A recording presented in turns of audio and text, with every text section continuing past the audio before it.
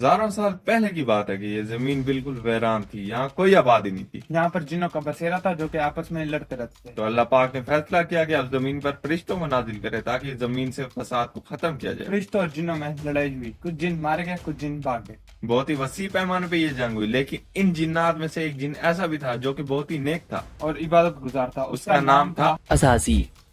अज़ाज़ील। वो जिन है कि जिसने जिनों के खिलाफ फरिश्तों का खूब साथ दिया। जंग खत्म होते ही फरिश्ते उसको अपने साथ आसमान पे ले गए और वो फरिश्तों के साथ रहने लगा। और वक्त के साथ साथ उसके इल्म और कदर में और ज्यादा इजाफा हुआ और अल्लाह पाक के यहाँ उसका मकाम और ज्यादा बुलंद हो गया दिन गुजरते ही उसके दिल में लालच पैदा होना शुरू हो गई कि जमीन की खिलाफत उसे मिले।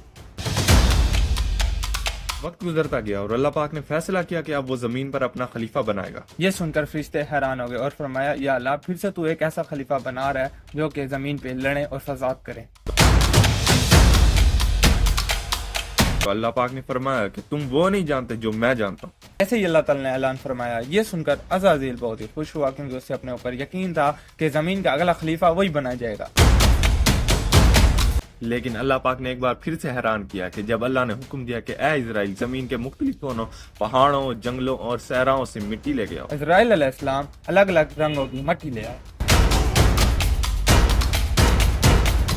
और यूं इस मिट्टी से नई मखलूक की तख्लीक हुई जो कि पहला इंसान बनाया गया जिसका नाम था आदम।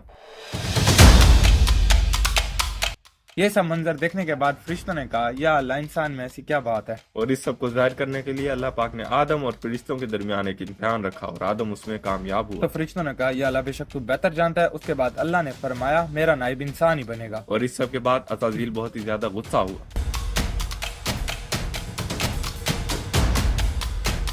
तो अल्लाह ताला ने कहा कि इंसान को सजदा करो। सब ने सजदा किया सिवाय अज़ाज़ील के। अज़ाज़ील डटा रहा, उसने कहा मैं इसे क्यों सजदा करूं, मैं इससे बेहतर हूं, मैं आग से बना हूं। और इंसान मिट्टी से बना है। तो उसने सजदा नहीं किया। ये सब मामला होने के बाद अल्लाह ताला ने अज़ाज़ील से कहा, ए अज़ाज़ील, निकल जा मेरी बारगाह से। लेकिन इस सब के बाद अज़ाज़ील ने अल्लाह पाक से एक और मोहलत मांगी और क़यामत तक के लिए ये मोहलत। चल जा इब्लीस, तुझे क़यामत तक मौत नहीं दूंगा। तो अल्लाह ताला ने उसे मोहलत दे दी। और इस सब के बाद अज़ाज़ील की एक घिनौनी साजिश बेनकाब हुई। उसने कहा कि या अल्लाह, मैं अब तेरे इंसानों को गुमराह करूंगा। तेरे उन सब बंदों को गुमराह करूंगा जिन पर तेरा फजल है। दाएं बाएं आगे पीछे मैं भी तेरे इंसान को हर तरफ से गुमराह करूंगा। तो अल्लाह पाक ने निहायत गजब से खिताब किया कि ए अज़ाज़ील, तू मेरी बारगाह से जलील होकर निकल जा। जलीलो ख्वार होते ही अज़ाज़ील वहां से निकला गया। तो इसी वजह से अज़ाज़ील को इंसान पे निहायत ही गुस्सा था, क्योंकि वो इंसान ही की वजह से अल्लाह के बारगाह से जलील होकर निकला। अब होता है असल अज़ाज़ील और इंसान में मुकाबला। आदम जन्नत में रहते थे और जन्नत में हर किस्म की नेमत थी, एक से बढ़ के एक नेमत। दूध की नहरें, शहद की नहरें और इसी के साथ बहुत ही खूबसूरत मनाजिर भी थे। पहाड़, बागात, मैदान, ये सब था जन्नत में। ये सब होने के बाद भी आदम का दिल न लगता था क्योंकि वो अपने आप को तन्हा महसूस करते थे।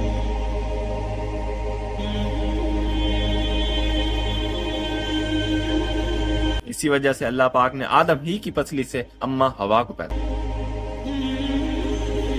आदम और हवा जो कि जन्नत में रहते थे बहुत ही खुश थे, उन्हें जन्नत की तमाम तर नेमतें मुयस्सर थी, लेकिन अल्लाह पाक ने उन्हें एक दरख्त के करीब जाने से मना फरमाया। शैतान खुद तो निकला हुआ था, वो चाहता था कि इंसान को भी मैं जन्नत से निकाल। इसी वजह से शैतान चुपके चुपके जन्नत में आदम और हवा के पास गया और उनके दिल में वसवसे डालना शुरू किया। अब अज़ाज़ील आदम और हवा के पास आता है और आके कहता है कि ये दरख्त शजरे खुल्द है, यानी हमेशा की जिंदगी देने वाला, तुम्हें इसका फल खाना चाहिए ताकि तुम्हें भी हमेशा की जिंदगी मुयस्सर हो। और तरह तरह के फरेब और वसवसे डालते हैं ताकि वो इस दरख्त का फल खाएं। दरख्त का फल खाते क्यों नहीं?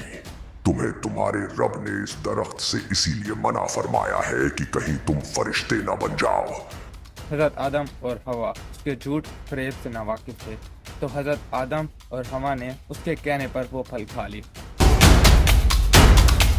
आदम और हवा उस दरख्त के पास जाते हैं, उस दरख्त का फल खाते हैं और यूं अल्लाह के हुक्म की नाफरमानी होती है।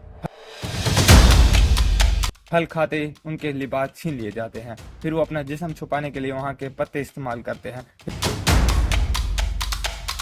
अल्लाह की बू आ रही है, ए आदम, तुझे मैंने रोका नहीं था उस दरख्त के पास जाने से। आदम और हवा की इस परेशान कुन हालत को देखकर अल्लाह को उन पर रहम आता है اور اللہ انہیں خود ایک آیت سکھاتا ہے جو ایک دعا ہے، ربنا ظلمنا انفسنا وَإِن لَّمْ تَغْفِرْ لَنَا وَتَرْحَمْنَا وَلَنَكُونَنَّ مِنَ الْخَاسِرِينَ۔ ترجمہ: اے ہمارے رب، ہم نے اپنے جانوں پر ظلم کیا، اگر تو ہمیں نہ بخشے نہ ہم پر رحم کھائے، بے شک ہم خسارے والوں میں سے ہیں۔